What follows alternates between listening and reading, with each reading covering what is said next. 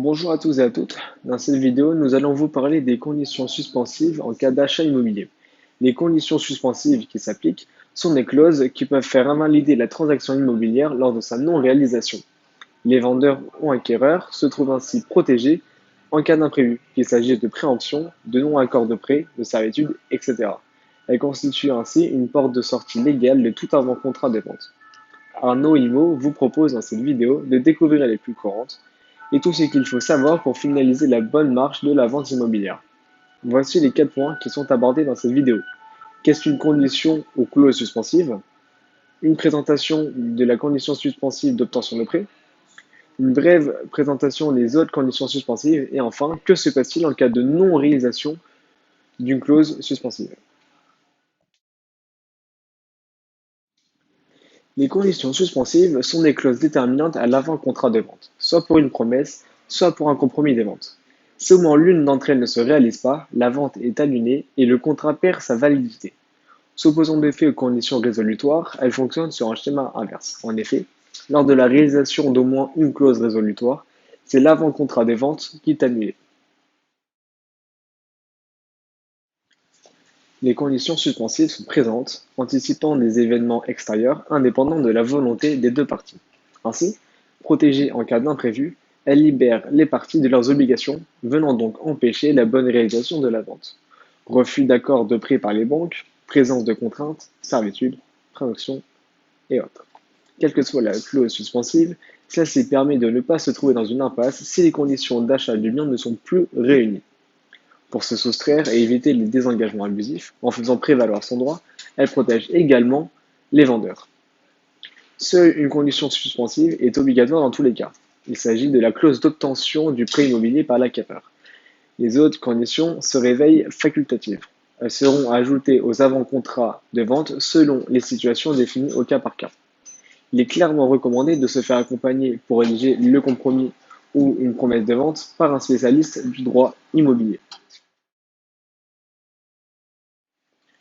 Suivant le type de clause, c'est à l'acquéreur ou au notaire de faire valoir cette dernière. Dans le cas où sa non-réalisation est avérée jusqu'à la signature de l'acte de vente, sauf si un délai est mentionné à la clause, l'acquéreur ou le notaire peuvent alors se manifester. Pour faire valoir la non-réalisation d'une condition suspensive et faire annuler l'avant-contrat, l'acquéreur doit informer le vendeur via une lettre recommandée avec accusé de réception. Il doit produire tous les documents nécessaires pour prouver la non-réalisation de la clause. Cette clause concerne l'obtention d'un prêt immobilier auprès d'une banque ou d'un établissement de crédit. Elle représente, en l'état, la seule condition suspensive obligatoire. Elle s'applique, sans exception, à toutes les ventes de logements ou de terrains destinés à la construction de logements. La condition suspensive d'obtention de prêt doit être obligatoirement intégrée à l'avant-contrat. La rédaction de la clause précise l'intégralité du dossier de financement tel qu'il va être présenté aux banques. Doit figurer l'apport personnel, le taux d'intérêt maximum et le montant à financer, ainsi que les échéances de remboursement prévues. Pour prouver et faire valoir la non-réalisation de la clause, l'acquéreur devra ensuite produire explicitement le refus de 3 banques différentes, aux conditions mentionnées dans le contrat. Dans le cas contraire, la clause étant considérée comme réalisée, l'acquéreur ne pourra en aucune manière l'invoquer pour se libérer de ses engagements. Une durée est ajoutée à la clause pour que l'acheteur puisse disposer du temps nécessaire aux réponses des banques. Selon la loi, elle est d'un mois minimum. Cependant, en réalité, ce délai n'est pas toujours adapté aux pratiques des banques. Il existe bien une flexibilité et il est donc possible et nécessaire d'assortir sa clause d'un délai d'au moins de 2 mois permettant à l'acquéreur d'effectuer toutes les démarches pour obtenir son prêt. Dans de rares cas, l'acquéreur dispose de fonds propres suffisants pour acheter le logement. Il peut alors renoncer expressément à la condition suspensive d'obtention de prêt en ajoutant une clause correspondante à l'avant-contrat. Pour en savoir plus, n'hésitez pas à consulter le modèle de promesse de vente proposé par Arnaud Imo. En plus de la clause obligatoire d'obtention de prêt, d'autres conditions suspensives sont couramment utilisées en cas de vente immobilière. Droit inaliénable d'un terrain sur un autre terrain, les servitudes. La plus courante est le droit de passage, remontant le plus souvent à des coutumes anciennes. On trouve aussi des servitudes de puisage, de vue, d'utilisation, etc. Celles-ci sont transmissibles d'un propriétaire à un autre. Elles peuvent constituer une contrainte de nature à détourner l'acquéreur de la vente. Concept selon lequel une personne physique ou morale est prioritaire pour acheter un bien immobilier, la préemption. Tout locataire d'un logement mis en vente en est bénéficiaire et peut se substituer de plein droit à l'acheteur s'il souhaite devenir propriétaire du bien où il réside. Les communes ou les collectivités locales ont aussi des droits de préemption, utilisés lorsqu'ils souhaitent préempter des immeubles ou des terrains pour des projets d'intérêt public. Dans le cas où un droit de préemption existe, le notaire doit s'assurer qu'aucun ayant droit ne souhaite l'exercer. On dit alors qu'il purge le droit de préemption. C'est une clause rarissime. Elle concerne les cas où une hypothèque est supérieure au montant du prix de vente.